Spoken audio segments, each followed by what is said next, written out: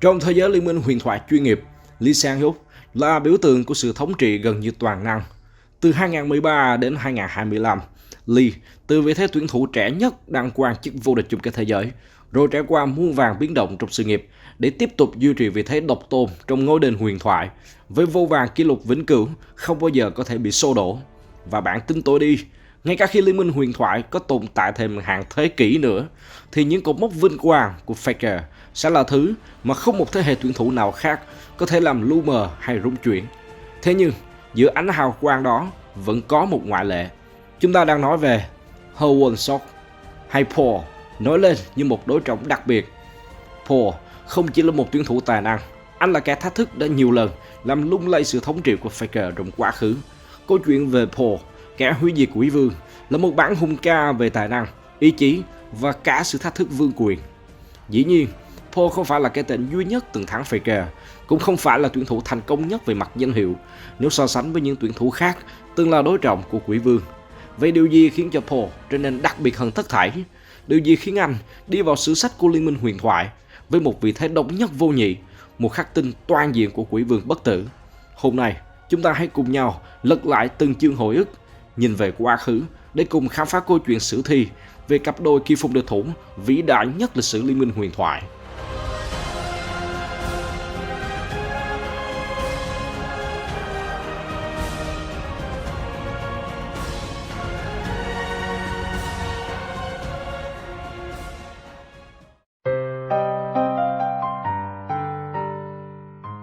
OGN mùa xuân 2014, cơn địa chấn đầu tiên.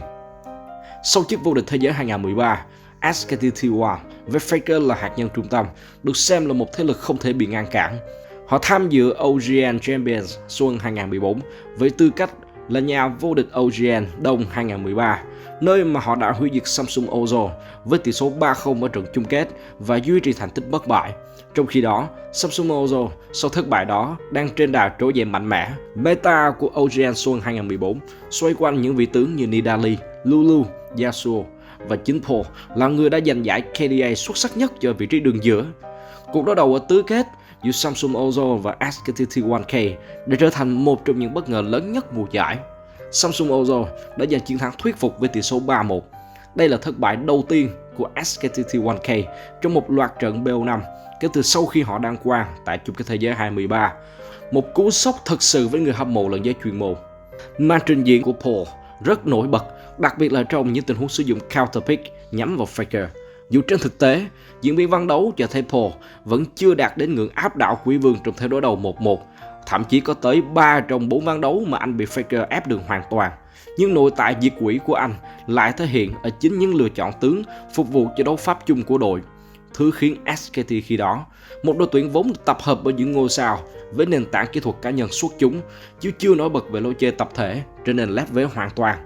Paul đã thành công trong việc vô hiệu hóa tầm ảnh hưởng của Faker và làm lu mờ Sang-hyuk trong cả loạt trận, ngay cả khi không thắng được.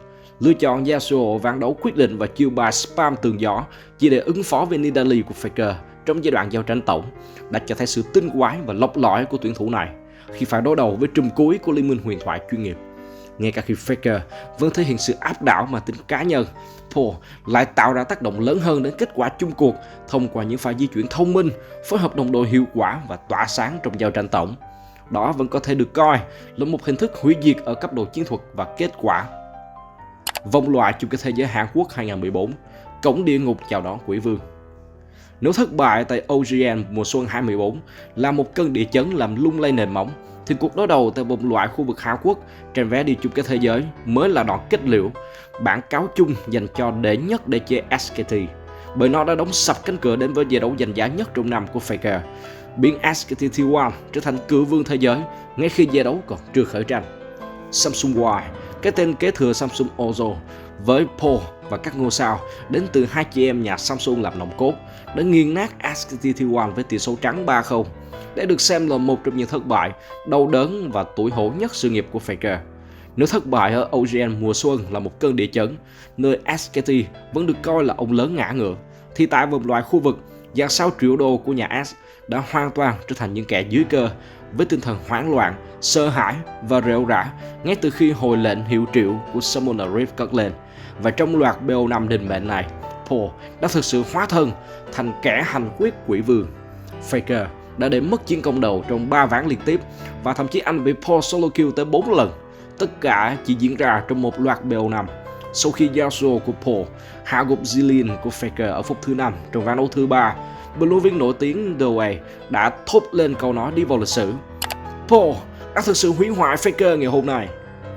Và cũng chính là bình luận đi vào lịch sử đó, bằng một cách trực tiếp hoặc gián tiếp, đã trở thành tiền đề cho sự ra đời của danh xưng Faker Slayer hay khắc tinh của quỷ vương. Hậu quả của thất bại này với SKT-T1K vô cùng nặng nề. Faker và đồng đội lần đầu tiên trong sự nghiệp không thể giành vé tham dự chung kết thế giới. Hình ảnh Faker suy sụp sau trận thua trở thành một trong những khoảnh khắc mang tính biểu tượng của lịch sử liên minh. Dẫu vậy, ở thời điểm đó, Faker dù không ai có thể nghi ngờ về đẳng cấp số 1 của anh, nhưng bản thân của Sang-hook vẫn chưa vươn tới tầm vóc của một vị thánh toàn năng. Anh mới chỉ vô địch thế giới một lần, nên móng thành công của SKT vẫn chưa vững mạnh, và Faker với tư cách là tuyển thủ trẻ nhất đội vẫn đang còn một chặng đường tương lai đầy bất định phía trước. Vì vậy mà chiến công của Paul khi đó có phần nào bị hiểu theo một định nghĩa khác, có đôi phần thiên lệch và tiêu cực hơn. Anh bị cho là kẻ ngáng đường, là người sắm vai phản diện trong một câu chuyện mà Faker luôn là nhân vật chính.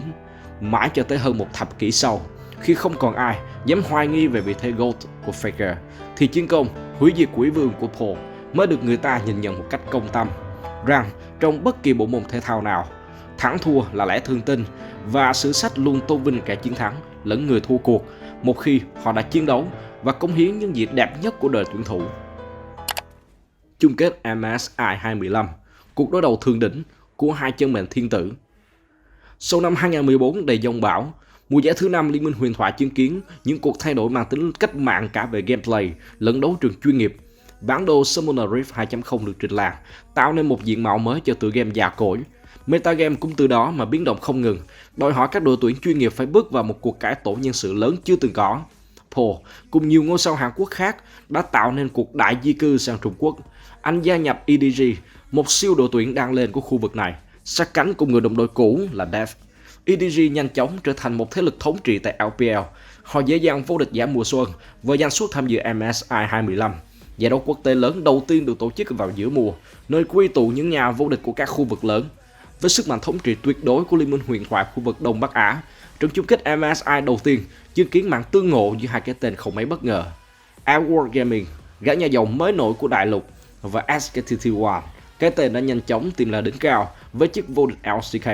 Sau khi sáp nhập SKT-T1K và SKT-T1S thành một đội duy nhất, Faker một lần nữa tái ngộ Paul. Đẳng cấp và phong độ đỉnh cao của dàn sao đến từ hai đội tuyển đã biến trận chung kết MSI trở thành một trong những cặp BO5 kịch tính nhất lịch sử. Và khi trận đấu kéo dài đến ván thứ 5, EDG dường như đã mắc một sai lầm chết người khi để hở LeBlanc cho Faker lựa chọn. Tuy nhiên, đây thực chất là một cái bẫy đã được tính toán từ trước. EDG đã chuẩn bị một đội hình được thiết kế đặc biệt để khống chế LeBlanc và khống chế cả đội hình tổng thể của SKT, vốn bị đánh giá là thiếu khả năng mở giao tranh và dọn dẹp lính. Bình luận viên Peter Den về sau đã có một nhận xét nổi tiếng về lựa chọn này: nó không giúp thắng trận đấu, nó chỉ vô hiệu hóa Faker.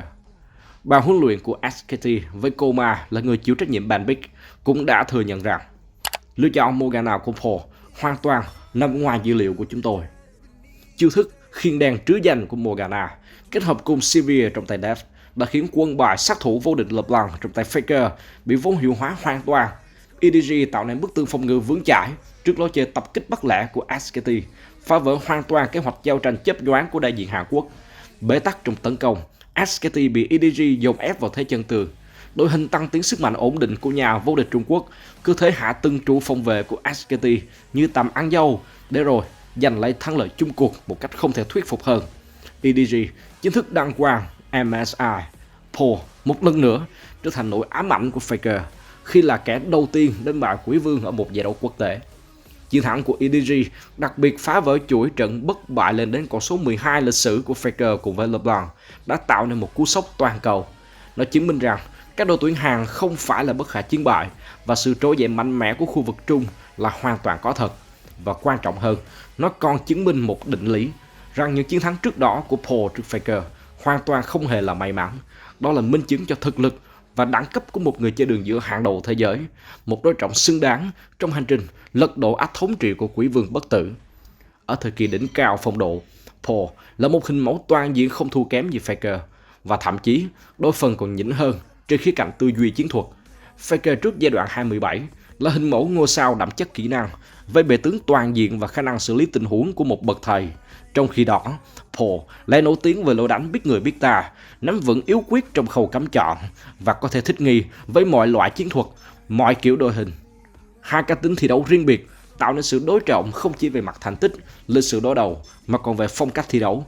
Sự toan tính và thực dụng của Paul phần nào khiến anh không được lòng khán giả, và những phát ngôn tự tin của anh dễ dàng bị truyền thông bóp méo, biến ngôi sao của Samsung Y trở thành hố đen truyền thông, một kẻ phản diện trong làng thể thao điện tử. Thứ làm nên sức hấp dẫn của kèo đấu Paul Faker một phần đến từ việc cả hai đã đụng độ nhau trong giai đoạn đỉnh cao phong độ. Kết quả có thắng có thua cho cả đôi bên, nhưng những gì họ đã thể hiện, những tinh hoa được bùng phát qua từng cuộc đối đầu, chính là thứ khiến người ta phải say đắm trong suốt nhiều năm về sau. Nếu so với Jovi, một ngôi sao luôn bị coi là yếu bóng vía khi đối đầu Faker, hay Schumacher, kẻ tiệm cận Quỷ Vương, nhưng phong độ lại phập phù và đỉnh cao thì ngắn ngủi, Paul được xem là hình mẫu lý tưởng hơn rất nhiều. Câu chuyện về Paul và Faker dường như chấm dứt vào giai đoạn 2.17 khi tuyển thủ này trở lại Hàn Quốc, gia nhập KT Roster trong một dự án giải ngân hà mới, để rồi phải hứng chịu những thất bại thê thảm trước Quỷ Vương.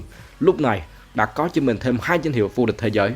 Không một ai biết được điều gì đã xảy ra với Paul sau MSI 215, cho đến khi những tiết lộ về chấn thương tay và vấn đề sức khỏe của anh được một số đồng đội cũ chia sẻ. Paul đã chia tay đấu trường chuyên nghiệp theo cái cách không thể buồn hơn. Anh đánh mất phong độ, bị hành hạ bởi chấn thương, dần trở thành kẻ thừa thải ở mọi đội tuyển mình góp mặt, để rồi thậm chí còn không được điền tên vào danh sách đội hình KT Roster tham dự chung kết thế giới 2018. Ở hiện tại, khi nhìn lại chặng đường của cả hai tượng đài này, dĩ nhiên rồi, chúng ta sẽ dễ dàng khẳng định Faker vĩ đại hơn Paul rất nhiều là đằng khác, và có lẽ chính vì lẽ đó nên đối với những người thích hoài niệm về một thuở vàng son, về những màn đối đầu nảy lửa giữa hai ngôi sao vĩ đại của liên minh huyền thoại chuyên nghiệp thuở sơ khai, đều sẽ dành cho Paul một sự trân trọng đặc biệt. Một thiên tài hiếm hoi đủ khả năng vững mặt Faker thời kỳ đỉnh cao, một ngôi sao để lại sự nghiệp với nhiều tiếc nuối và một hành trình khắc khoải gói gọn trong cụm từ: giá như.